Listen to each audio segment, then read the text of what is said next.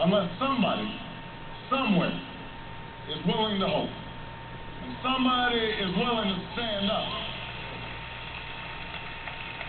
Somebody who's willing to stand up when they're told, no, you can't. And instead, they say, yes, we can.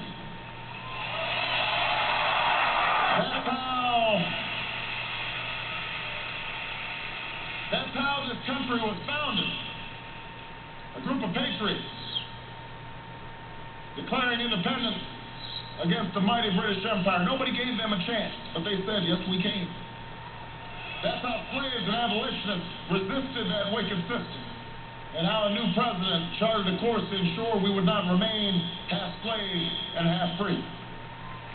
That's how the greatest generation,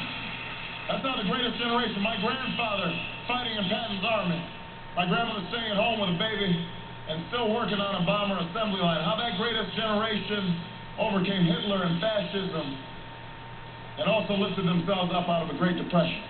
That's how pioneers went west. When people told them it was dangerous, they said, yes, we can.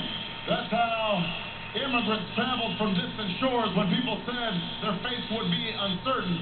Yes, we can. That's how women won the right to vote, how workers won the right to organize, how young people like you traveled down south to march and sit in and go to jail, and some were beaten and some died for freedom's cause.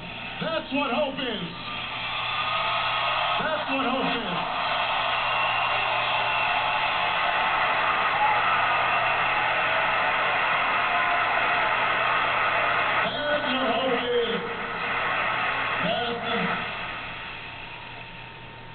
That moment when we shed our fears and our doubts, when we don't settle for what the cynics tell us we have to accept, and because cynicism is the sorry kind of wisdom.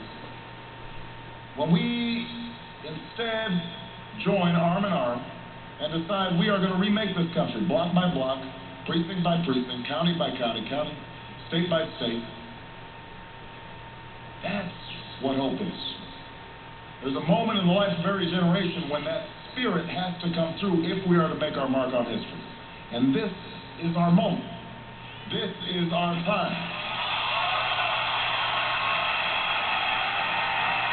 And where better to affirm our ideals than here in Wisconsin, where a century ago the progressive movement was born.